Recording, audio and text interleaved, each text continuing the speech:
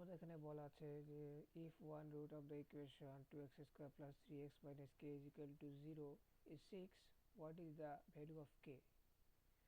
এখানে one root এখানে is one root হচ্ছে সাবজেক্ট, one root সাবজেক্ট আর is হচ্ছে ফাইনাইট ভার্ব।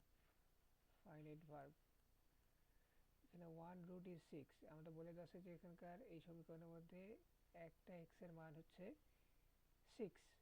এখানে সমীকরণটা আমরা দেখতে পাই 2x square plus 3x minus k is equal 0, অর্থাৎ আমরা x এর মান এখানে দুইটা পাবো, কারণ এর ঘাত হচ্ছে 2, কারণ এর ঘাত 2, অর্থাৎ আমরা দুইটা মান পাবো।